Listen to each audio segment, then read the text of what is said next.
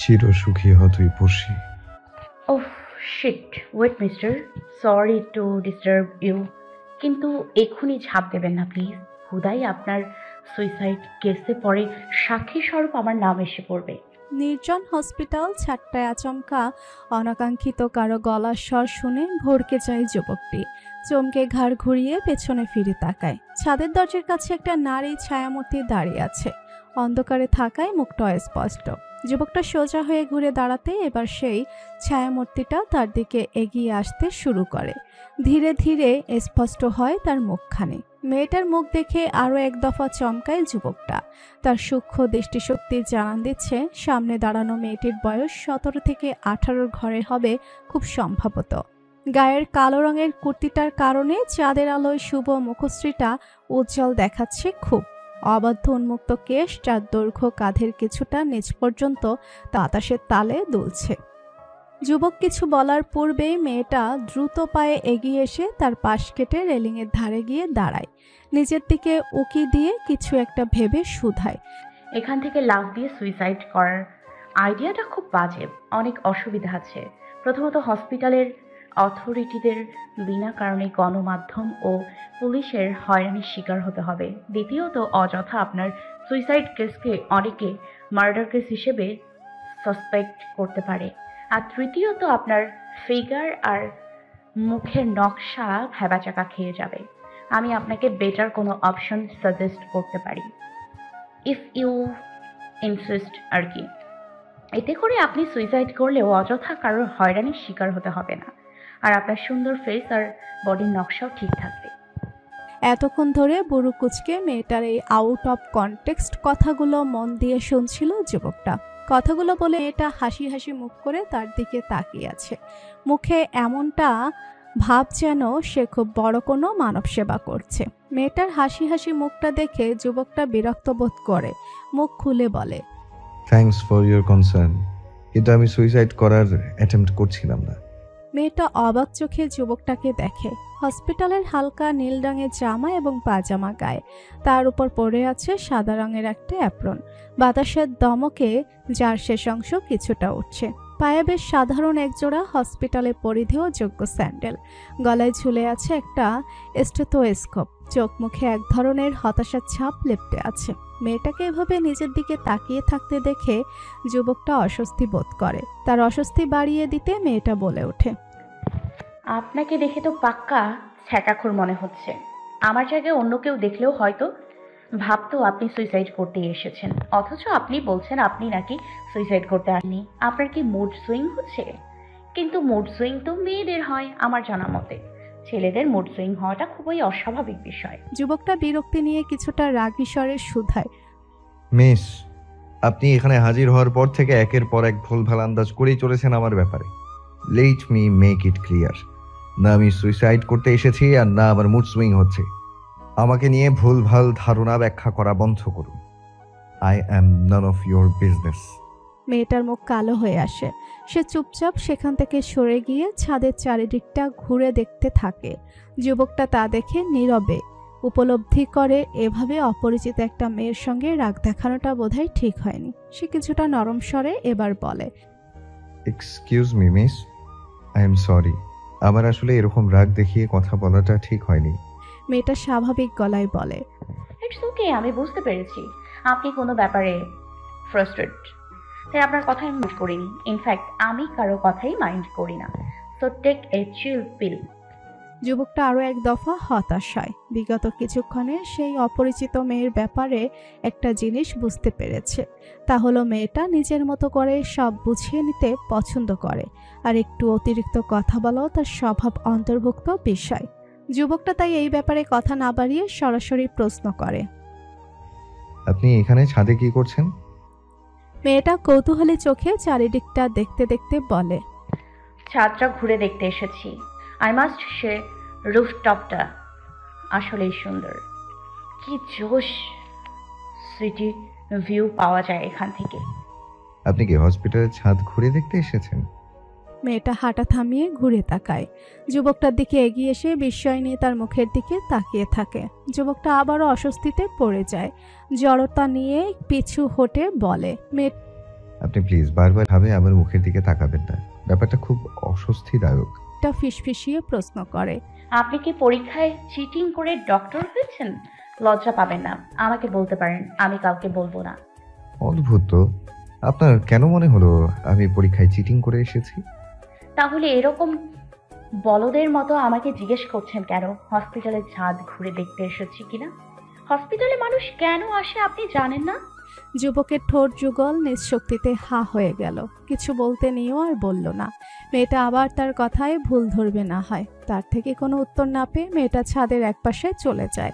Railing ঘেঁষে দাঁড়িয়ে নিজের জিন্সের পকেট হতে ফোনটা বের করে ক্যামেরা অন করে।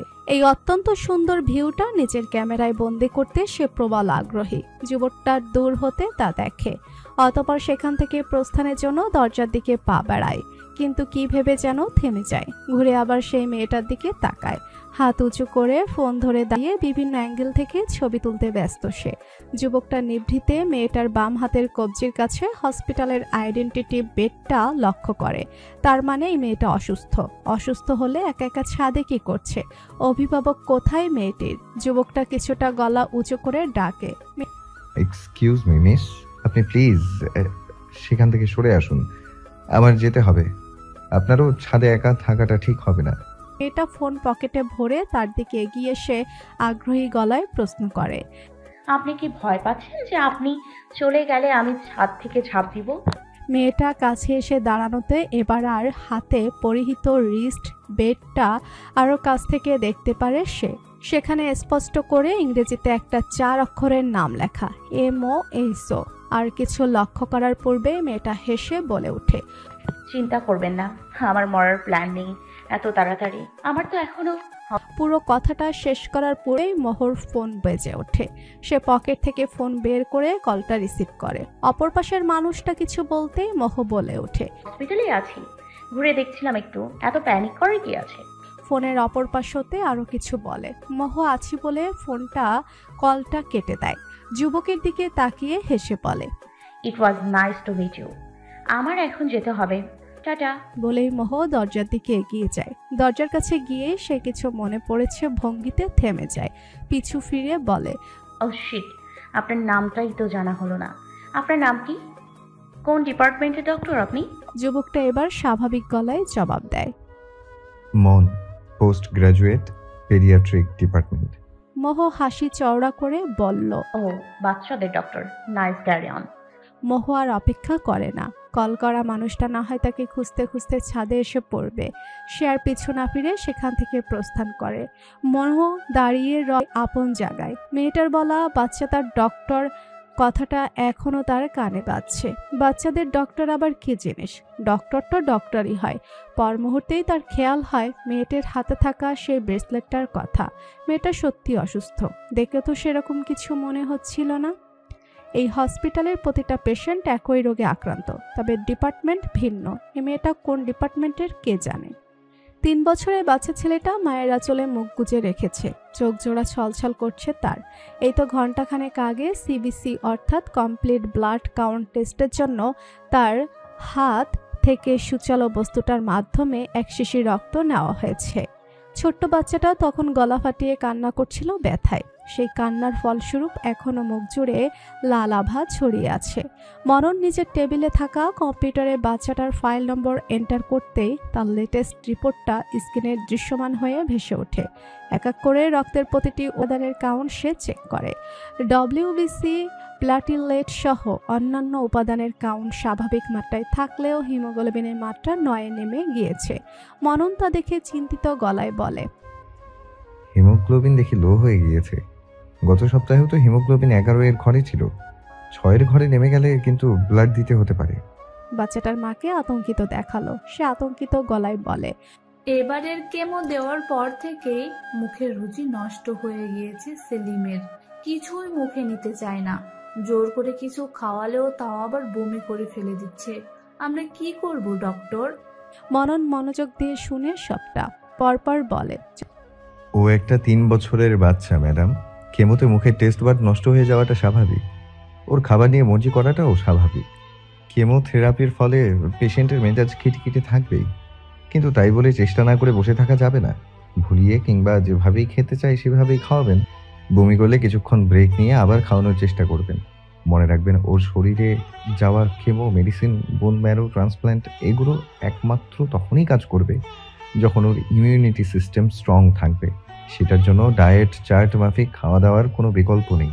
চোখের চশমাটা কিছুটা ঠিক করে নিয়ে মনন ফাইলে একটা নতুন পৃষ্ঠায় ডেট লিখে তার নিচে কিছু নির্দেশনা এবং নতুন একটা মেডিসিনের নাম লিখে দিয়ে বলে, একটা ওরাল ট্যাবলেট লিখে দিয়েছি, মুখের রুচি বাড়াতে সাহায্য করবে। প্রতিদিন 3 বেলা খাওয়ার পরে এটা ওকে খেতে দিবেন, কিন্তু পানি দিয়ে নয়, চুষে ক্যান্ডির মতো খেতে বলবেন। ভদ্রমহিলা মাথা নেড়ে ফাইলটা হাতে নিতেই মনন উঠে দাঁড়ায়। মহিলার পাশে দাঁড়িয়ে হাত বাড়িয়ে বাচ্চাটাকে ডাকে। সেলিম, বাবা, আঙ্কেলের কাছে আসবে? ছোট্ট বাচ্চাটা মাথা কিছুটা তুলে ছলছল চোখে ডক্টরকে দেখে। মননকে হাসি মুখে হাত বাড়িয়ে থাকতে দেখে সেও নিজের হাত বাড়িয়ে দেয়। মনন তাকে কোলে তুলে নিয়ে হেসে বলে, মজার একটা ক্যান্ডি দিয়েছি আম্মু, প্রতিদিন খাওয়ার পর সেটা খেতে দিলে গুড বয়ের মতো খাবে। ওকে, চিন্তা করো না, ওটা তিতা না। সেলিম ঠোঁট উল্টে কিছুক্ষণ মননের দিকে তাকিয়ে থাকে। তার বলা কথাগুলোকে উপেক্ষা করে হঠাৎই ছোট হাতে থাবা বসিয়ে মননের চোখের চশমাটা খুলে নিজের হাতে নিয়ে নেয় সে। সঙ্গে সঙ্গে গোলগাল লাল মুখটায় ফুটে ওঠে হাসি, যেন খুব বড় কিছু জয় করে ফেলেছে সে। মনন বিব্রত হয়ে যায়। এটা তার জন্য নতুন কিছু না। তার কোলে ওঠা সকল বাচ্চারাই সুযোগ পেলে থাবা মেরে তার চোখের চশমা খুলে নেয়, যেন এটা খুব মজার কোনো খেলনা। সেলিমের আম্মু দ্রুত ছেলের হাত থেকে চশমা ছাড়াতে চাইলে মনন ভদ্রতাসূচক স্বরে বলে, সমস্যা নেই, বাচ্চা মানুষ, খেলুক। হসপিটালের ক্যান্টিনটা বেশ পরিচ্ছন্নতা এবং নির্জনতায় ঘেরা। গুটি কয়েক পেশেন্ট, অভিভাবক এবং ডক্টররা দুপুরের খাবার খেতে এক এক টেবিল দখল করে বসেছে। প্রত্যেকটা টেবিল থেকেই ভেসে আসছে মৃদু গুঞ্জনের স্বর।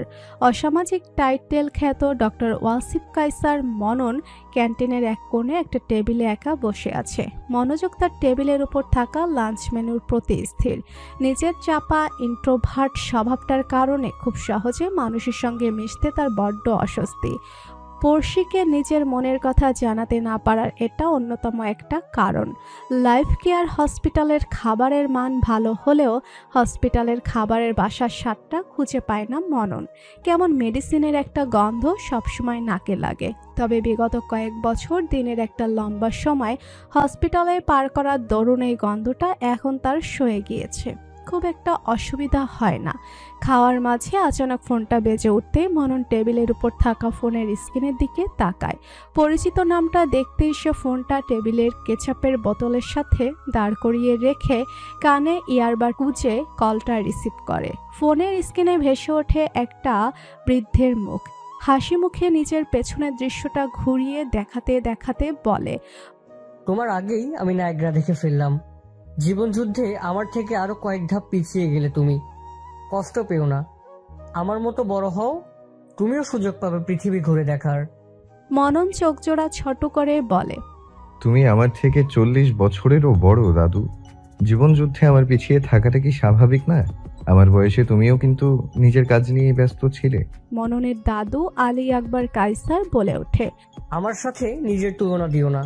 তোমার বয়সে কাজের পাশাপাশি একটা প্রেমিকাও সামলিয়েছি আমি। পরবর্তীতে তাকেই বিয়ে করেছি। তোমার বাপেরও বাপ হয়েছি। সেও বড় হয়ে তোমার বয়সে কাজের পাশাপাশি একটা প্রেমিকা সামলেছে। সেই মেয়েটা অর্থাৎ তোমার মাকে বিয়ে করে তোমার বাপ হয়েছে। কিন্তু তোমার মাঝে সেরকম কোনো লক্ষণই দেখছি না। বাপ দাদার নাম ডুবাবে দেখছি। মনন দাদুর মশকরাকে পাত্তা না দিয়ে বলে, পোস্ট গ্রাজুয়েশন এখনো শেষ হয়নি আমার। সারাদিন ল্যাব, ওয়ার্ড, কেবিনের চক্কর কাটছি তোমাদের এবং তোমার এই হসপিটালের মুখী উজ্জ্বল করতে।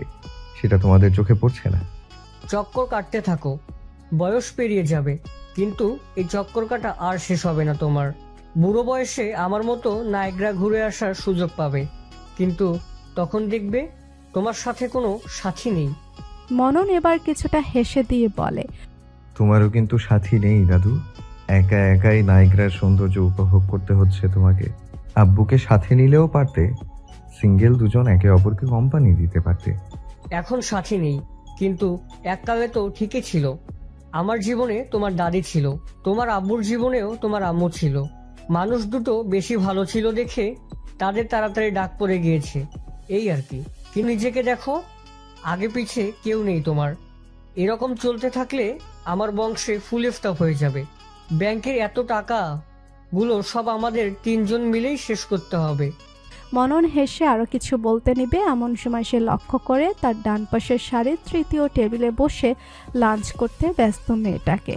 গপাগপ বসে গরুর গোস্ত মেখে সাদা ভাত খাচ্ছে। বরং বিস্মিত নয়নে মেয়েটাকে দেখে। এটাই গতরাতে সে মেয়েটা না? কি যেন নাম? মোহ। হ্যাঁ, মোহ। মেয়েটা না অসুস্থ? তাহলে এসব খাচ্ছে কেন? এই মেয়েকে কি কেউ বলেনি যে এই হসপিটালের প্রত্যেক পেশেন্টের জন্য রেড মিট হচ্ছে বিষস্বরূপ? মননের দাদু ফোনে তখন কিছু বলছিল।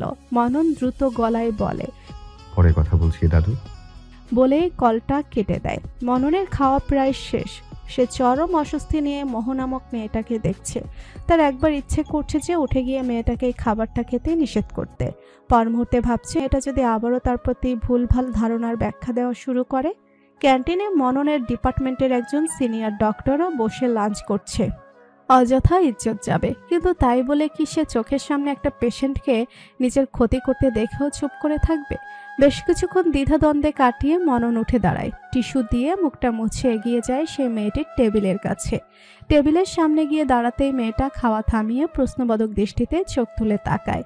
মনন অস্বস্তি কাটিয়ে ফটাফট বলে বসে, এই হসপিটালের প্রতিটা পেশেন্টের জন্যই রেড মিট নিষিদ্ধ।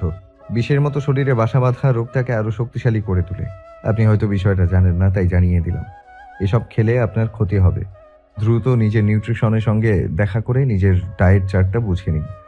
রেড মিট, কোল্ড ড্রিঙ্কস, চিনি জাতীয় খাবার সহ আর যা যা নিষিদ্ধ তা অ্যাভয়েড করুন।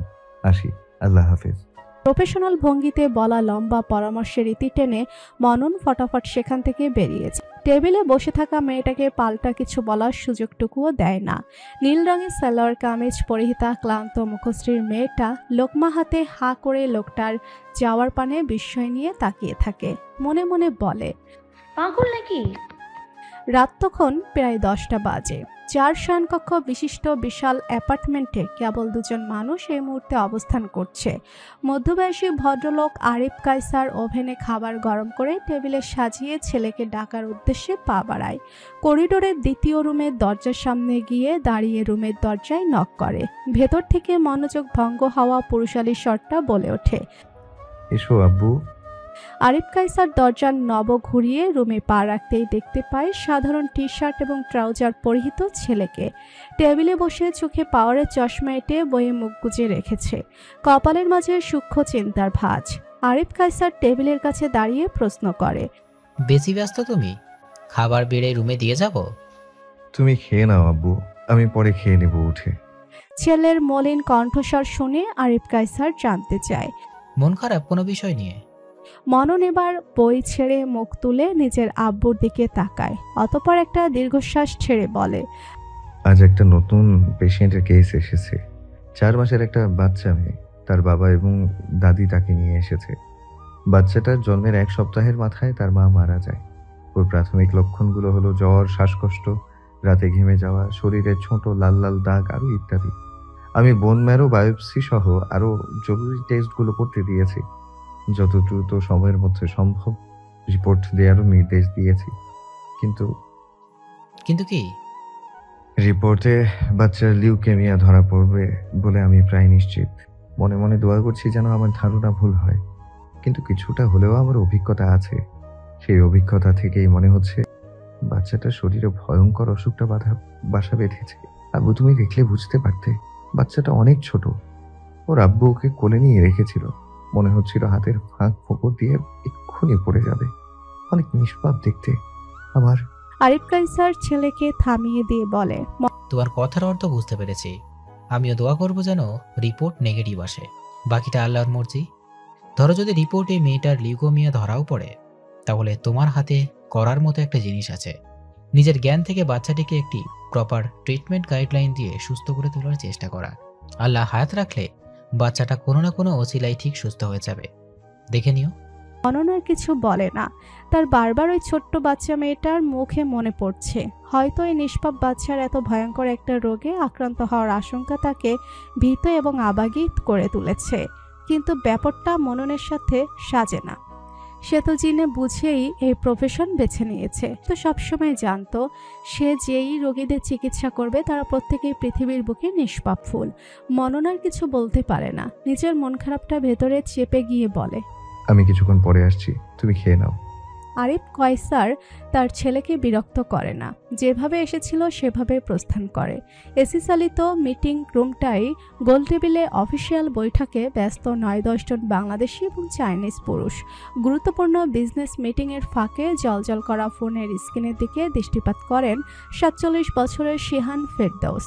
টেবিলের উপর সাইলেন্ট মোডে থাকা ফোনটায় আদরের মেয়ের হোয়াটসঅ্যাপে ইনকামিং কলটা ওনার দৃষ্টি এড়ায় না। তবে এই মুহূর্তে কল রিসিভ করাটা সম্ভব নয় ওনার পক্ষে, তাই ফের মিটিংয়ে মনোযোগ দেয় তিনি। চাইনিজ ক্লায়েন্টদের সঙ্গে লম্বা মিটিংটার সমাপ্তি ঘটে আরও প্রায় ৪৫ মিনিট পর। একে একে সকলের সঙ্গে হাত মিলিয়ে তাদের বিদায় জানান শিহান ফেরদৌস। এইমাত্র শেষ হওয়া মিটিংয়ে একটা জ্যাকপটের ন্যায় ডিল ফাইনাল হওয়ার খুশিটা ওনার মুখে স্পষ্ট। আচমকা শিহানের খেয়াল হয় মেয়ের কথা। সম্পূর্ণ রুমটা খালি হতেই উনি আরাম করে গিয়ে চেয়ারে বসেন। ফোনটা নিয়ে মেয়ের নাম্বার ডায়াল করেন তিনি। কিছুক্ষণের মধ্যেই কলটা রিসিভ হয়। ফোনের অপর পাশে থাকা মেয়ের ঈশ্বরটা সোজা বলে ওঠে, মোট ২০ বারের উপর কল করেছি। ইমার্জেন্সি সিচুয়েশন ভেবে অন্তত একবার কলটা রিসিভ করলেও পারতে তুমি। তোমার কি এতটুকুও চিন্তা হয়নি যে তোমার মেয়ে ঠিক আছে তো? শিহান ফেরদৌসের হাসি হাসি মুখটা কাঠিন্য রূপ ধারণ করে। তিনি ভরাট গলায় বলে, তুমি জানতে আমি মিটিংয়ে ছিলাম। মিটিং এর মাঝে বারবার কল করাটা কোন ধরনের অভদ্রতা? অপর পাশের মেয়েটা এবার কিছুটা রেগে গিয়ে বলে, তুমি দেশের বাইরে গুরুত্বপূর্ণ মিটিংয়ে আছো, সেটা আমার জানা নয় বাবা, কিন্তু তুমি হয়তো ভুলে যাচ্ছ যে তোমার মেয়ে হসপিটালে। দিন রাত আমাকে এখানে তোমার দায়িত্ব পালন করতে হচ্ছে। একবার অন্তত এসে আমাদের সঙ্গে দেখা করে গেলেও তো পারো। এইটুকু করার মতো সময়ও তোমার হবে না। আমি তোমার হয়ে তোমার দায়িত্ব পালন করতে অস্বীকৃতি জানাচ্ছি না।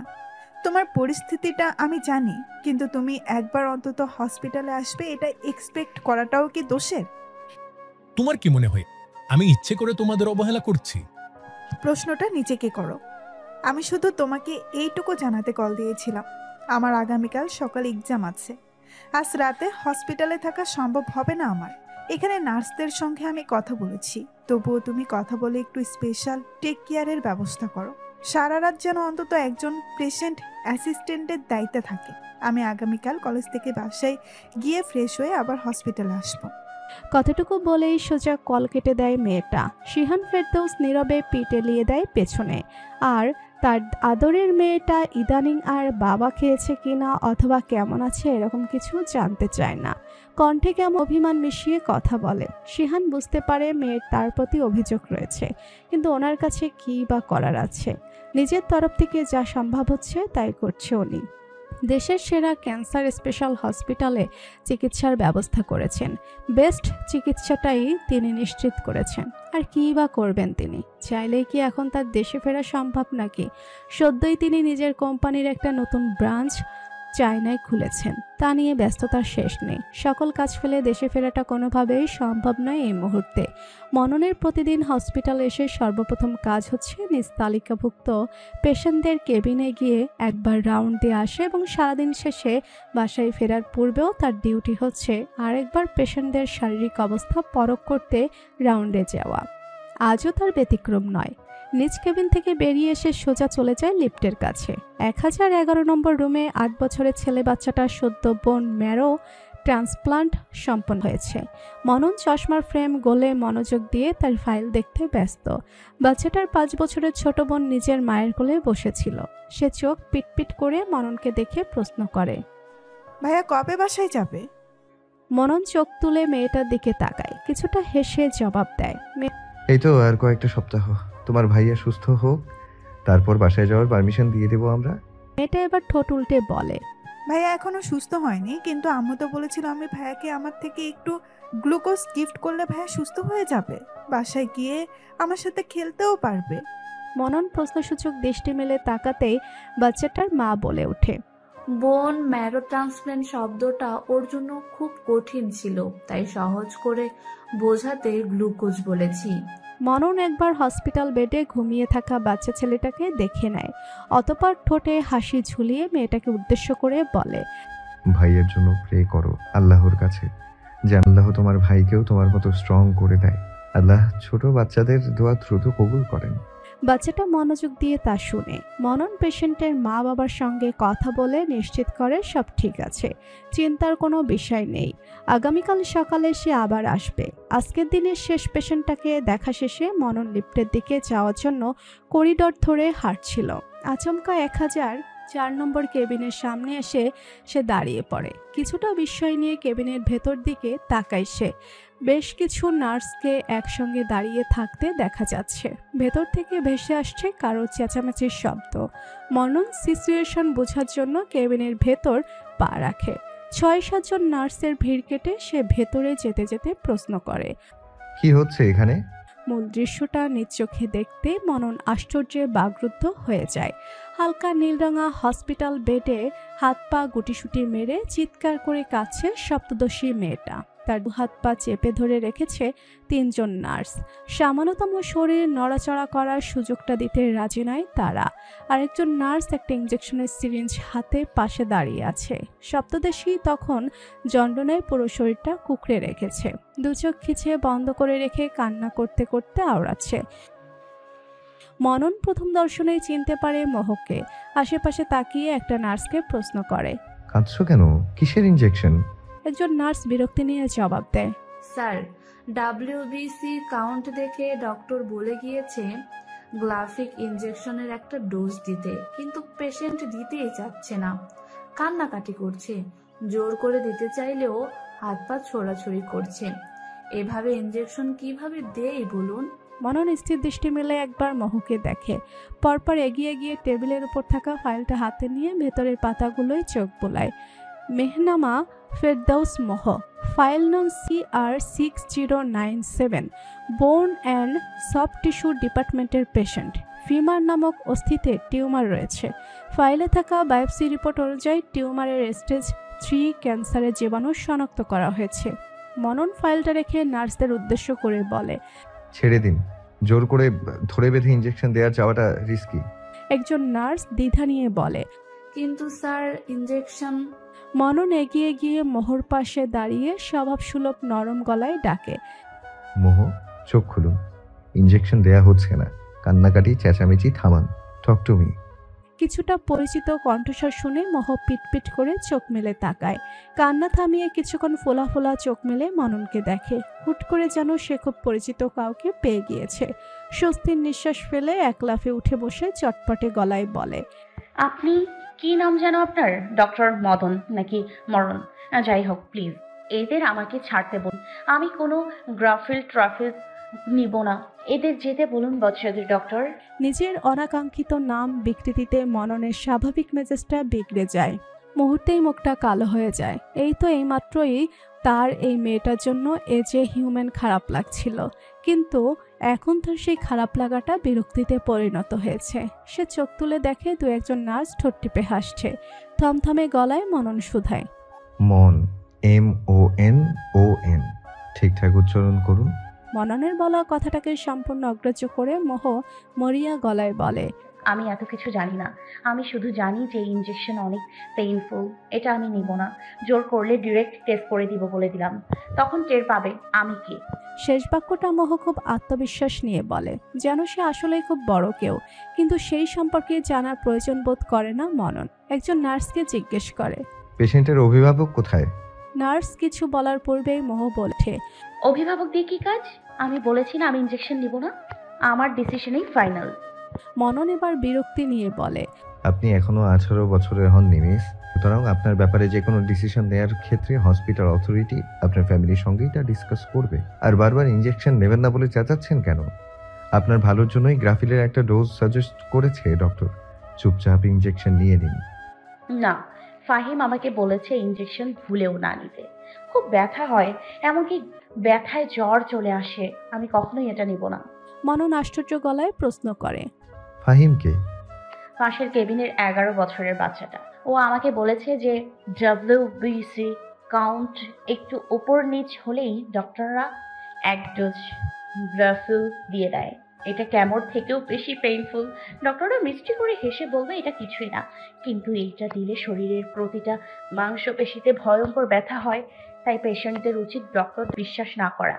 মনন একটা দীর্ঘশ্বাস ফেলে। মাঝে মধ্যে তার মনে হয় তার বাচ্চা পেশেন্টগুলোই বুঝি বেশি ভালো।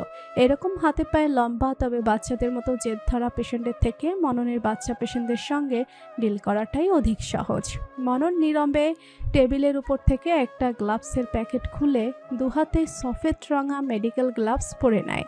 অতপর নার্সের হাত থেকে সিরিঞ্জটা নিয়ে নেয়। মোহর কাছে এগিয়ে যেতে নিলেই মোহ গুটিসুটি মেরে বেডের এক কোণে চলে যায়। মনন পেশেন্ট বসে আনতে জানে। সে সরাসরি মোহর চোখে দৃষ্টি স্থির করে। পানপাতা স্বরূপ মুখটায় ভয়ের ছাপ লেপ্টে আছে। মনন অত্যন্ত মোলায়েম স্বরে প্রশ্ন করে, কেমো নিয়েছেন আপনি? মোহ মাথা নেড়ে বলে, প্রথম সাইকেল চলছে। কেমো কেন দেয়া হচ্ছে জানেন? ট্রিটমেন্টের অংশ তাই। আপনার ফিমারে একটা টিউমার আছে মোহ। কেমো দেয়া হচ্ছে সেই টিউমারটাকে যথাসম্ভব অনুকূলে নিয়ে আসার জন্য। কারণ টিউমারকে অনুকূলে নিয়ে আসতে না পারলে সার্জারি পারফর্মটা অসম্ভব। কিন্তু টিউমারকে অনুকূলে আনার জন্য শুধুমাত্র কেমো যথেষ্ট নয়, আরও অনেক কিছু স্টেবল থাকা জরুরি। আপনার মনে হতে পারে ডক্টররা অযথা হিমোগ্লোবিন, প্লাটিলেট, ডব্লিউবিসি আর বিসি নিয়ে এত সিরিয়াস থাকে, কিন্তু ট্রিটমেন্ট চলাকালীন সময়ে কমপ্লিট ব্লাড কাউন্ট স্থিতিশীল পর্যায়ে না থাকলে আপনার ফিজিক্যালি অনেকটা ক্ষতি হবে। সেই ক্ষতিটাকে এড়াতে আপনার ডক্টরের সাথে কোঅপারেট করতে হবে। আমি বলছি না এই পুরো প্রসিডিওরে আপনার একটুও কষ্ট হবে না, অনেক কষ্ট হবে, সাইড এফেক্ট হবে, অসুবিধা হবে, কিন্তু সুস্থ হওয়ার জন্য এতটুকু সহ্য করে নিতে পারবেন না? মোহ মনোযোগ দিয়ে মননের কথাগুলো শুনে অতপর মুখ কালো করে প্রশ্ন করে, আর কোনো অপশন নেই? মনন মাথা নেড়ে বলে, অন্য কোনো অপশন থাকলে আমি এই মুহূর্তে আপনাকে তাই সাজেস্ট করতাম, ট্রাস্ট মি। মোহ কিছুক্ষণ চুপ থেকে নিজের ডান হাতটা এগিয়ে দেয়। মনন একজন নার্সকে ইশারা করে মোহর টি শার্টের হাতাটা বাহুর দিকে উঁচু করে তুলতে। নার্স দ্রুত টি শার্টের স্লিপটা উপরের দিকে তুলতে মনন আগে কিছুটা তুলায় স্যানিটাইজার লাগিয়ে বাহুর চারিপাশটা জীবাণুমুক্ত করে, পরিষ্কার করে নেয়। পরপর সিরিঞ্জটা দিয়ে দক্ষ হাতে পাতলা চামড়া ভেদ করে সূক্ষ্ম সুচালো অংশটা ভেতরে প্রবেশ করিয়ে ইঞ্জেকশন পুশ করে। এতক্ষণ চোখ খুঁজে চুপ করে থাকলেও এই পর্যায়ে মোহ চিৎকার করে কান্না করে ওঠে। সে স্পষ্ট টের পাচ্ছে শীতল একটা মেডিসিন হাত থেকে ধীরে ধীরে যেন তার শরীরের ভেতরে সর্বাংশে ছড়িয়ে পড়ছে। ভয়ঙ্কর যন্ত্রণা হচ্ছে তার। মনে হচ্ছে প্রত্যেকটা মাংসপেশিকে এক বিষাক্ত কিছু কামড়ে ধরেছে। ব্যথাটা সহ্যসীমার মধ্যে নেই মোটেও। মোহ কাঁদতে কাঁদতে চিৎকার করে ওঠে, আম্মু, আম্মু, আল্লাহ না! মনন ততক্ষণে জরুরি কার্য সিদ্ধি করে সিরিঞ্জটা ফেলে দিয়ে কিছুটা তোলা হাতের ওই জায়গাটায় চেপে ধরে রাখে। নার্সকে ইশারা করে টি শার্টের স্লিপটা নামিয়ে দিতে। নার্সরা যে যার ডিউটিতে ফিরে যায়। ও তখনও পুরো শরীর কুকড়ে কাচ্ছে। মনন না চাইতেও আর চোখে দৃষ্টিপাত করে সপ্তদশীর মুখপানে। চোখ বুজে অন্যদিকে মুখ ফিরিয়ে আর্তনাদ করে কখনো আল্লাহকে স্মরণ করছে, তা কখনো নিজের মাকে। বদ্ধ চোখের কান্নিশ ঘেঁষে উত্তপ্ত জল গড়িয়ে পড়ছে গাল বেয়ে। কান্নার ফলস্বরূপ মুখটা লাল হয়ে গিয়েছে। কপালে বিন্দু বিন্দু ঘাম দেখা যাচ্ছে। দৃশ্যটা বিষণ্ণ, তবু আশ্চর্য এক মুগ্ধতায় স্থবির হয়ে যায় মনন। মুহূর্তেই নিজের দৃষ্টি ফিরিয়ে নেয় সে।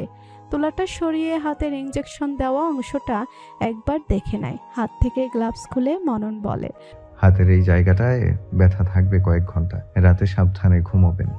ঘুমের মাঝে ডান পাশে ফিরবেন না। হাতে চাপ লাগলে কিন্তু ব্যথা বেড়ে যাবে। আর যদি দেখেন জায়গাটা ব্যথায় ফুলে শক্ত হয়ে গিয়েছে তাহলে নার্সকে বলবেন।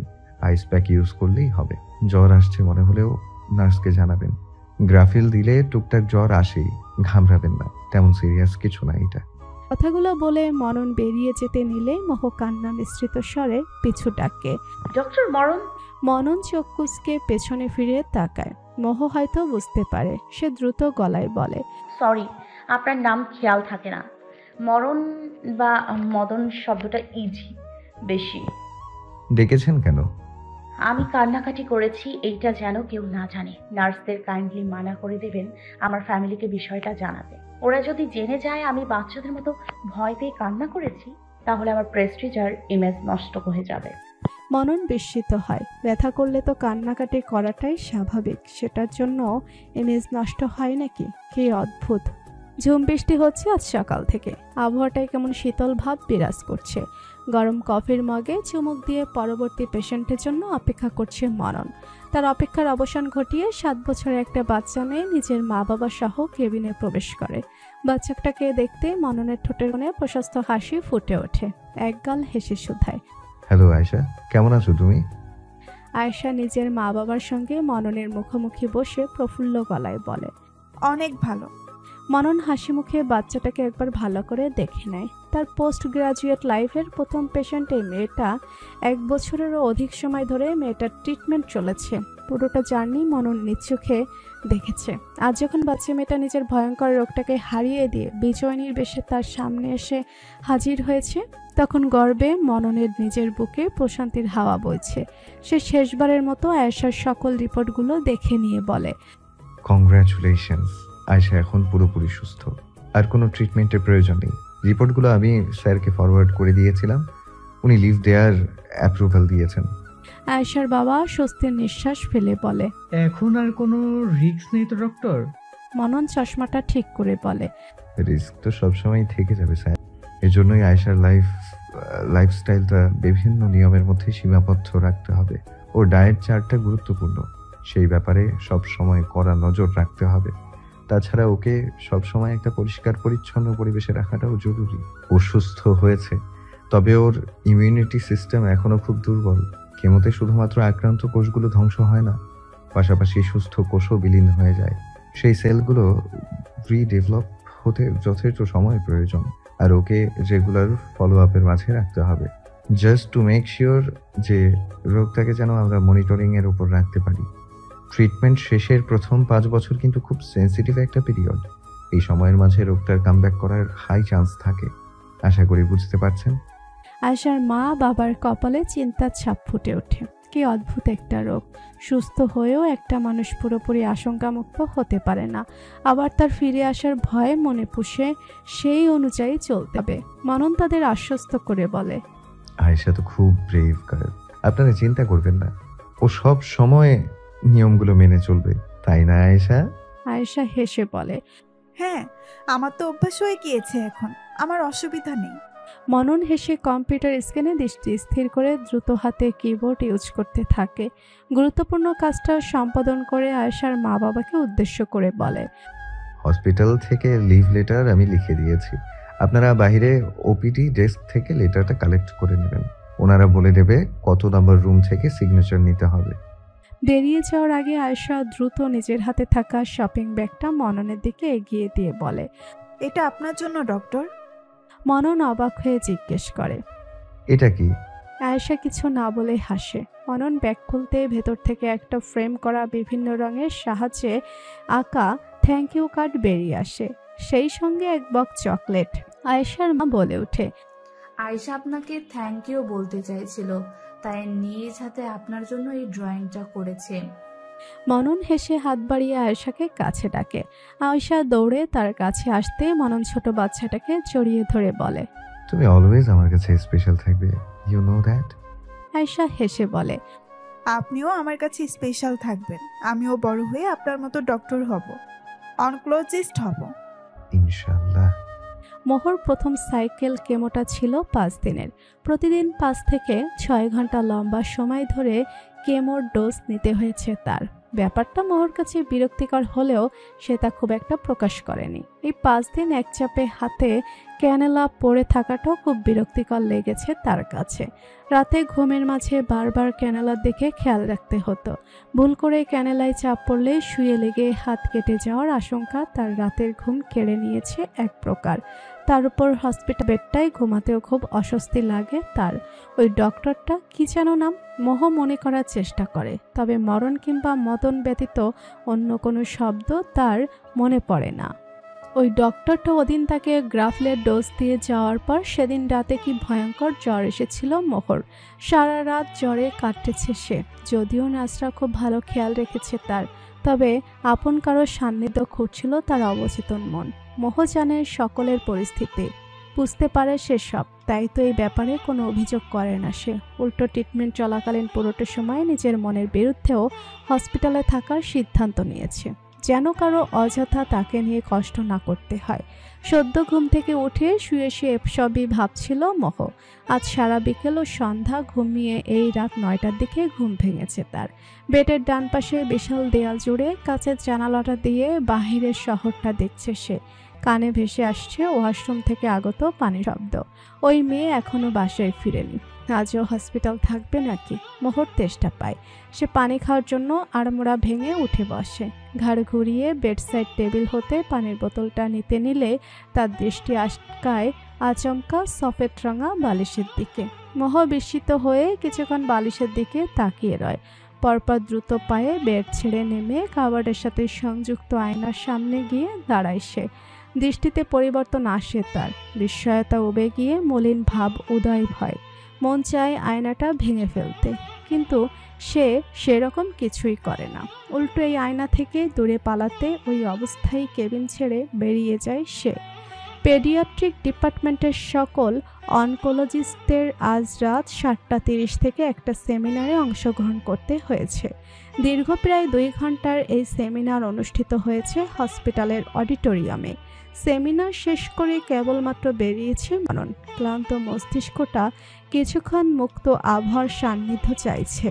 তাই আর কেবিনের দিকে পা না বাড়িয়ে মনন সোজা লিফটে করে 14তম তলায় চলে যায়। 14 তলায় পৌঁছে বাকি একটা ফ্লোর সে ইমার্জেন্সি সিঁড়ি ধরে পায়ে হেঁটে ওঠে। ছাদের দরজার কাছাকাছি যেতে মনন অবাক হয়। ছাদের দরজা খোলা, কিন্তু সে ব্যতীত তেমন কেউ একটা তো কখনো ছাদের এদিকে আসে না।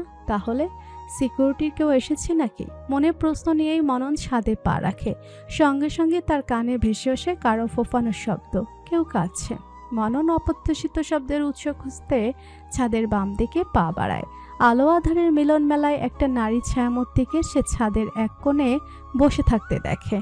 হাঁটুতে মুখ গুজে কাঁদছে। কান্নার দমকে তার পুরো শরীরটাও মৃদু কাঁপছে। মনন বুঝতে পারে না তার কি করা উচিত। এগিয়ে গিয়ে মানুষটাকে সান্ত্বনা দেওয়া উচিত, নাকি তার প্রাইভেসির প্রতি সম্মান রেখে এখানকে প্রস্থান করা উচিত। কিন্তু মনন এখান থেকে চলে গেলে যদি এই মানুষটা কষ্টের সাগরে গা ভাসিয়ে কোনো ভুলভাল স্টেপ নেয়, সেটাও তো আরেক ঝামেলা। মনন নিজের পকেট থেকে ফোন বের করে ফ্ল্যাশ লাইট অন করে। সেই আলো নারী ছায়ামূর্তিটার দিকে তাক করে ডাকে, এক্সকিউজ মি। সঙ্গে সঙ্গে একজোড়া অপ্রস্তুত নারী দৃষ্টি চোখ তুলে তাকায় তার দিকে। অপ্রস্তুত মননও হয় যখন সে দেখে সেই মেয়েটা মোহ। কিছুক্ষণ বাকরুদ্ধের ন্যায় তাকিয়ে থেকে প্রশ্ন করে, আপনি ছাদে একা কি করছেন? কাঁদছেন কেন? মোহ উত্তর দেওয়াটা প্রয়োজনীয় মনে করে না। সে আবার হাঁটুতে মুখ গুজে। এখনো কাণ্ডে মনন অবাক হয়। পরিবেশটা কিছুটা স্বাভাবিক করতে সে হেসে বলে, আপনি কি নিজের ইমেজ বাঁচাতে লোকচক্ষুর আড়ালে এসে কাঁদছেন? চিন্তা করবেন না, আমি কাউকে বলবো না। মোহর রাগী গলায় শুধায়, গেট লস্ট। মননের হাসি উবে যায়। সে তো পরিস্থিতি স্বাভাবিক করতে চাইছিল, আর এই মেয়ে কিনা তার সাথেই বিয়াদবের মতো কথা বলছে। গেট লস্ট মানে কি? নিজের থেকে বয়সে বড় কারোর সাথে কথা বলার আদব নেই নাকি এই মেয়ের মাঝে? মনন গলার স্বর গম্ভীর করে বিরক্তি নিয়ে শুধায়, যাচ্ছি, কান্নাকাটি যা ইচ্ছা করুন, কিন্তু ভুলেও ছাদ থেকে লাফ দেবেন না। অযথা কারো সুইসাইড কেসে হেনস্থা হতে আমি রাজি নই। বলে মনন যাওয়ার জন্য পা বাড়াতে নিয়ে হুট করে দাঁড়িয়ে পড়ে। কি ভেবে যেন ফোনের ফ্ল্যাশ লাইটটা মোহর পায়ের কাছে মেঝের দিকে ধরে। মুহূর্তেই তার দৃষ্টি শীতল হয়। এগিয়ে যায় মোহর দিকে। নিরাপদ দূরত্ব বজায় রেখে মোহর সামনে এক হাঁটু গেড়ে বসে। আর একটু মনোযোগ দিয়ে মোহর পায়ের কাছে পড়ে থাকা বস্তুটা দেখে। পরপর কণ্ঠে যথাসম্ভব কোমলতা মিশিয়ে ডাকে, মোহ, আপনি হেয়ার ফলের কারণে কাঁদছেন? মোহ যেন আশকারা পেল। নিজের ব্যক্তিসত্তা চিরতরে বসে এক নিষিদ্ধ কাজ। নিজের দুঃখটা মেলে ধরে অপরিচিত মানুষদের কাছে। ভুলে বসে নিজের তেজ। হাঁটু থেকে মুখ তুলে কান মিশ্রিত করুণ স্বরে বলে, এইটা থামানোর কোনো উপায় নেই? বলতে বলতে মোহ নিজের হাত চুলের ভাঁজে বুলিয়ে সামনে এনে ধরে। মনন স্পষ্ট দেখে শুভ্র রঙা হাতের আঁচলে বেশ কিছু চুল এসে পড়েছে। কেমোথেরাপির অন্যতম সাইড ইফেক্ট এটা, যেই সাইড ইফেক্টটা সাধারণ দৃষ্টিতে একটা মেয়ের জন্য খুবই ভয়ঙ্কর। মনন বেশ সাবলীল গলায় বলে, উপায় নেই। সামান্য কিছু মাথা চুল হারানোর কষ্টে মোহ বয়ে গেল। কাতর ভঙ্গিতে নিজের মাথায় বারবার হাত বুলিয়ে যাচ্ছে সে। প্রতিবারই তার হাতের মুঠোয় কালো চুলগুলো উঠে আসছে। তা দেখে মোহর কান্না আরো বেড়ে যায়। সে বলতে থাকে, আর কি কি কেড়ে নেয় ক্যান্সার, আর কি কি হারাতে হবে, এত ভয়ঙ্কর কেন? যন্ত্রণাকাতর মুখটা দেখে মননের মন আরো কোমল হয়ে আসে। সে হাতের ফোনটা মেঝেতে রেখে মোহর সামনে মেঝেতে বসে পড়ে। চুল হারানোর বিরহে মেয়েটা অবিরত কেঁদেই চলে। মনন নীরবে চেয়ে রয়। অযথা সান্ত্বনা দিতে ইচ্ছে হয় তার। সান্ত্বনা কখনো দুঃখ ভুলানোর ওষুধ হতে পারে না। কিছু কিছু দুঃখ আছে যা সান্ত্বনা বাক্যে বিন্দুমাত্র ঘুচে না, উল্টো তা দ্বারা সেই দুঃখটাকে আরো উপহাস করা হয়। দক্ষিণের হাওয়া এসে ছুঁয়ে যায় মোহকে, ছুঁয়ে যায় তার মনের বিষণ্ণতাকে। সেই বিষাদমাখা হাওয়া মননকেও ছুঁয়ে দেয়। মোহ তখনও বারবার নিজের চুলগুলোতে হাত বুলিয়ে যাচ্ছিল। মনন এবার না চাইতেও এগিয়ে গিয়ে মোহর দুহাত ধরে তাকে থামায়, মৃদু গলায় বলে, থামুন। মোহ শূন্য দৃষ্টি মেলে তাকায় মননের দিকে, বলে, আমার মরে যেতে ইচ্ছে করছে। এই অবস্থায় মরে গেলে আমাকে দেখতে বিশ্রী লাগবে না? 2 দিন পর আমি দেখতে বিশ্রী হয়ে যাব। আমি এই অবস্থায় নিজেকে দেখতে চাই না। আমি ওই রূপটা নিয়ে কারোর সামনে দাঁড়াতে চাই না। মনন একটা ছোট্ট শ্বাস ছেড়ে বলে, যুদ্ধ দেখেছেন কখনো? যুদ্ধ করার সময় কিন্তু একজন যোদ্ধা নিজের বাহ্যিক রূপের কথা ভাবে না। তার গায়ে ময়লা লাগে, আঘাতে শরীর চিরে রক্ত বেরিয়ে আসে, তবুও তারা যুদ্ধ থামায় না, বরং চালিয়ে যায়। আপনিও সেরকম একটা রোগের বিরুদ্ধে যুদ্ধে নেমেছেন। এটা আপনার বাহ্যিক রূপ নিয়ে আফসোস করে লাভ আছে বলুন? মাঝপথে পালাতে চাইলে সবাই আপনাকে ভীরু হিসেবে চিনবে। মোহ আনমনে বলে ওঠে, নিজের চোখের সামনে নিজেকে নিঃশেষ হতে দেখবো তাই বলি? একবার নিঃশেষ হতে অসুবিধা কোথায়? নিজেকে ফিনিক্স পাখি ভাবুন। অগ্নি পাখির মতো ধ্বংসস্তূপ থেকে নতুন জীবনের সন্ধান করুন। একবার ক্যান্সারকে হারিয়ে দেখুন। আয়নার সামনে দাঁড়ালে তখন নিজেকে পৃথিবীর সবথেকে সাহসী নারী মনে হবে আপনার। নির্বাক নীরব মোহ মননের মুখপানে তাকিয়ে রয়। সময় গড়ায় কিন্তু দৃষ্টি ফেরায় না। অজানা কারণে এই মুহূর্তে মননের অস্বস্তি লাগছে না, বরং সেও মোহর সঙ্গে পাল্লা দিয়ে তার চোখে দৃষ্টি স্থির করে রেখেছে। আচমকা নীরবতা ভেঙে মোহ প্রশ্ন করে, আপনার কি মনে হয় ডক্টর আমি বাঁচবো? রিপোর্টের সার্ভাইভাল রেট জানতে চাচ্ছি না, আপনার কি মনে হয় তা জানতে চাচ্ছি। আশঙ্কিত প্রশ্নে মনন ভড়কে যায়। কি উত্তর দেবে সে? নিজের মনকে প্রশ্ন করে। উত্তর খুঁজে পায় না কেন? কালো আকাশ ফেটেও তখন বিদ্যুৎ চমকে ওঠে। সেই আলোয় মনন নীরবে মোহর শান্ত অভিব্যক্তি লক্ষ্য করে। আচমকা তার বুক ধক করে ওঠে। তার সামনে বসে থাকা এই মেয়েটা মারা যেতে পারে। এই অদ্ভুত সত্যটা তাকে ক্ষণিকের জন্য নাড়িয়ে তোলে। কি কারণে কে জানে? আকাশটা আরও একবার গর্জন করে উঠতে মননের হুঁশ ফিরে। আকাশের দিকে তাকিয়ে আবহাওয়া আন্দাজ করে। দমকা হাওয়া বজ্রধ্বনি জানান দিচ্ছে যে কোনো সময়ে বৃষ্টি নামবে। মনন ফের মোহর দিকে তাকায়, এখনও জবাবের অপেক্ষায়। তার দিকে তাকিয়ে আছে সে। মনন কোনো জবাব দেয় না, বরং বেশ সূক্ষ্মভাবে ব্যাপারটা এড়িয়ে গিয়ে বলে, বৃষ্টি শুরু হবে, দ্রুত চলুন। বৃষ্টিতে ভেজা আপনার জন্য ঠিক নয়। নিজের করা প্রশ্নের কোনো জবাব মিলবে না বুঝতে পেরে মোহ দৃষ্টি নামায়। একটা দীর্ঘশ্বাস ফেলে নীরবে বসে রয়। আবারও তার চোখ গড়িয়ে জল পড়ে।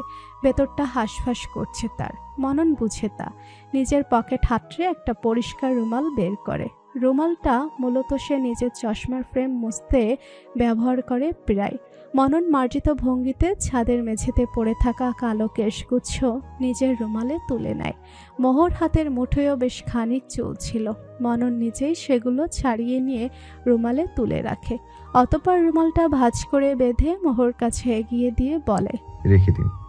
মোহ একবার রুমালটা দেখে, অতঃপর মলিন গলায় বলে, এগুলো দিয়ে কি করব? ফেলে দিন। ঝরে যাওয়া জিনিসের কোনো মূল্য নেই। মনন আর জোর করে না, বরং রুমালটা নিজের পকেটে ভরে বলে, আচ্ছা, ফেলে দিব। এখন প্লিজ চলুন। আপনার ফ্যামিলি কোথায়? তাদের ইনফর্ম করে ছাদে এসেছেন? মোহ জবাব দেয় না, নির্লিপ্ত রায়। তার মাঝে কোনো হেলদোল না দেখে এবার মনন বাধ্য হয়ে তার বাম হাত ধরে টেনে তুলে দাঁড় করিয়ে দেয়। তার খেয়াল ছিল মোহর ডান হাতে ক্যানোলা লাগানো দেখেছিল সে। আবার সেই হাতেই ওদিন ইঞ্জেকশন দেওয়া হয়েছে, তাই ইচ্ছাকৃতভাবে বাম হাত ধরেছে সে, তবে তাও বেশ আলতোভাবে। মোহ বিরক্ত হয়। একটু কি শান্তিতে দুঃখ বিলাসও তার কপালে নেই? মোহর বিরক্তি বুঝতে পেরে মনন নিজের হাত ঘড়ির দিকে তাকায়, ব্যস্ত গলায় বলে, এখন ফিরে যান। প্রতিদিন না হয় ছাদে এসে আধ ঘন্টা কেঁদে দুঃখ বিলাস করবেন। এখন অযথা বৃষ্টিতে ভিজে নিজের কেসটা আর জটিল করবেন না। মোহ প্রশ্ন করে বসে। আপনি ছাদে থাকবেন? মনন অবাক হয়, পরপর পাল্টা প্রশ্ন করে। আপনি চান আপনার দুঃখ বিলাসের সময়টায় আমি ছাদে থাকি, আমার সামনে কান্নাকাটি করবেন? আপনার ইমেজ প্রেস্টিজ চলে যাবে না, নাকি সেটা শুধু নিজের পরিবারের সামনেই ধরে রাখাটা জরুরি? মোহ জবাব দেয় না কোনো। তার মুখ ফসকে প্রশ্নটা বেরিয়ে গিয়েছে। লোকটা কি ভাবছে? মোহ তার ব্যাপারে কিংবা তার সান্নিধ্যের প্রতি আগ্রহী? উহু, মোটেও না। মোহ কথা না বাড়িয়ে দরজার দিকে পা বাড়ায়। মনন তার পিছু আসতে আসতে বলে, রাত 8টা কিংবা 8:30 পর্যন্ত আমার ডিউটি থাকে। ডিউটি শেষে বাসায় ফিরে আগে ছাদে আসি কিছু সময়ের জন্য। রাতের মুক্ত আকাশ বাতাস দুটোই সারাদিনের স্ট্রেস রিলিফের জন্য অত্যন্ত কার্যকরী। মোহ শুনে সবটা। কোনো প্রত্যুত্তর না করে লিফটের দিকে এগিয়ে যায়। মননও তার সঙ্গে দাঁড়িয়ে লিফটের অপেক্ষা করে। মনে মনে ভেবে রেখেছে মোহকে একদম তার কেবিন পর্যন্ত এগিয়ে দিয়ে তারপর বাসায় ফিরবে। 10 তলায় এসে লিফট থামাতেই মোহ লিফট থেকে নেমে যায়। মননও থামে তার পিছু পিছু। মোহ পা থামিয়ে পেছনে ফিরে তাকিয়ে প্রশ্ন করে, আপনি আমার পিছু পিছু আসছেন কেন? আপনার পিছু পিছু আসছি কেন মনে হলো? মোহ কিছু বলতে নিবে তার পূর্বেই একটা নারীর স্বর চেঁচিয়ে ওঠে। মোহ আর মনন সঙ্গে সঙ্গে পাশ ফিরে তাকায়। বিদ্যুৎ বেগে একটা মেয়ে ছুটে এসে মোহকে জড়িয়ে ধরে। উদ্বেগ মিশ্রিত স্বরে বলতে থাকে, কোথায় গিয়েছিলি তুই না বলে? ফোনও সাথে করে আনিসনি? আমি ভয় পেয়ে গিয়েছিলাম। আমাকে টেনশন দিয়ে কি মজা পাস তুই? আমি এতক্ষণ ধরে খুঁজে তোকে না পেয়ে বাবাকেও কল করে ইনফর্ম করে দিয়েছি। মনন বিস্মিত নয়নে দেখছে মোহকে, জড়িয়ে ধরে রাখা মেয়েটাকে। সালোয়ার কামিজ পরিহিত মার্জিত ধরনের মেয়েটি দেখতে অবিকল প্রায় মোহর মতো। একই নাক, একই চোখ। উপরওয়ালা যেন একই চেহারার আরেকটা মানুষকে কপি পেস্ট করে পাঠিয়ে দিয়েছেন। মনন অবাক নয়নে ফের মোহর দিকে তাকায়। কিছু কি পার্থক্য আছে দুজনের মাঝে? হ্যাঁ আছে। মোহর চুলগুলো খুব একটা লম্বা নয়, কাঁধের কিছুটা নিচ সমান, কিন্তু মোহরূপী মেয়েটার চুলগুলি তুলনামূলক আর একটু লম্বা, পিঠ সমান প্রায়। মোহ বিরক্তি নিয়ে নিজেকে ছাড়িয়ে নিয়ে বলে ওঠে, অনেক উপকার করেছিস। আমি কি মরে গিয়েছি? বাবাকে ইনফর্ম করতে কে বলছে তোকে? সামনের মেয়েটা কিছু বলবে তার আগেই সে মননকে খেয়াল করে। অবাক নয়নে তাকিয়ে থেকে কিছু একটা মনে করার চেষ্টা করে। মনে পড়তেই বলে, আপনি ওই পাগল ছাগল লোকটা না, ওই যে ক্যান্টিনে আমাকে অযথা জ্ঞান দিয়ে গিয়েছিলেন? মোহ অবাক গলায় বলে, এটাই ওই লোক তোকে খাবার নিয়ে জ্ঞান ছেড়েছিল যে?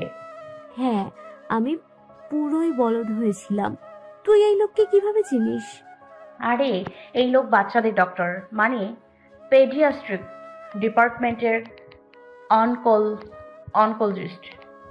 ওনার নাম ডক্টর মদন। হ্যাঁ, কি যেন নাম? এই আপনার নামটা যেন কি? মনন এতক্ষণে নীরবে সবটা শুনছিল। কি সুন্দর তাকে কখনো পাগল ছাগল বলছে, তো কখনো মরণ মদন। রাগে মননের গা জ্বলছে। নাম বিকৃত জিনিসটা তার খুব অপছন্দের। কোন কক্ষণে যে সে মোহকে নিজের আসল ছেড়ে নিজের ডাকনাম বলেছিল। মনন দাঁতে দাঁত চেপে বলে, ডক্টর ওয়াসিফ কায়সার মন। আপনারা বরং আমাকে ডক্টর ওয়াসিফই বলুন। কথাটুকু উচ্চারণ করে মনন সোজা অপর মেয়েটির দিকে তাকিয়ে বলে, আই এম এক্সট্রিমলি সরি। আমি ওদিন আপনাকে দেখে মোহ ভেবেছিলাম, তাই ওসব বলেছিলাম। Sorry for that again. মেয়েটি বোকার মতো প্রশ্ন করে, আপনি মোহকে কিভাবে চিনেন? আপনি না পেডিয়াট্রিক ডিপার্টমেন্টের? মোহ তো বাচ্চা না। মোহ মেয়েটিকে থামিয়ে দিয়ে মননকে উদ্দেশ্য করে বলে, এটা আমার ছোট বোন মায়া। বয়সও 5 মিনিটের ছোট, বুদ্ধিতেও ছোট। আমার মতো এত স্মার্ট না। মনন অনুভব করে তার মাথা সামান্য ব্যথা করছে। এখানে থাকলে তার মাথা ব্যথা কমার বদলে উল্টো আরো বেড়ে যাবে। তাই সে দ্রুত তাড়া দেখিয়ে বলে, আমার কাজ আছে, পরে দেখা হবে। টেক কেয়ার, আল্লাহ হাফিজ। মলিন মুখ করে কাছের জানালাটার কাছে বসে আছে মোহ। বৃষ্টি স্নাত শহরের পানে নিবদ্ধ। সোফায় বসে ভিডিও কলে শিহান ফেরদৌসের সঙ্গে কথা বলতে ব্যস্ত মায়া। কথাগুলো স্পষ্ট মোহর কানে ভেসে আসছে। শিহান রাগী গলায় শুধায়, কোথায় ও? ওকে ফোনটা দাও, আমি ওর সাথে কথা বলবো। মায়া চাপা স্বরে বলে, রেগে আছো অযথা। এখন ওর সাথে কথা বলার জায়গায় উল্টো ধমকাধমকি করবে তুমি। রাগ কমলে কল দিও। শিহান ফেরদৌস বলে, রেগে যাওয়াটা কি স্বাভাবিক নয়? ও না জানিয়ে হঠাৎ উধাও হয়ে যাবে কেন? ও কি কোনো বাচ্চা? 24 ঘন্টা ওর আগে পিছে সবাইকে বেবি সিটিং করে বেড়াতে হবে সবার? মায়া নিজেও এবার রেগে যায়, রাগী গলায় বলে, আমার তোমাকে কল করে জানানোটা ভুল হয়েছে, আর কল করব না আমি।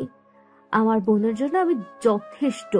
তুমি তো অলরেডি আমাদের প্রয়োজনীয় খরচ প্রোভাইড করছো, এর থেকে বেশি কিছু এক্সপেক্ট করাটা আমাদের জন্য বোকামি।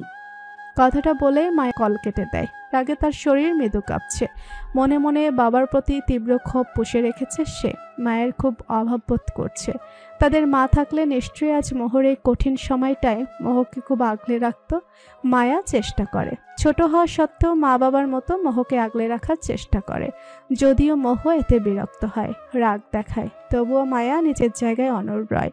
ফোন রেখে চোখ তুলে মোহর দিকে তাকায় মায়া, প্রশ্ন করে, এই মুভি দেখবি? মোহ না তাকিয়ে উত্তর দেয়, পরীক্ষা না চলে তোর? বাসায় যাস না কেন?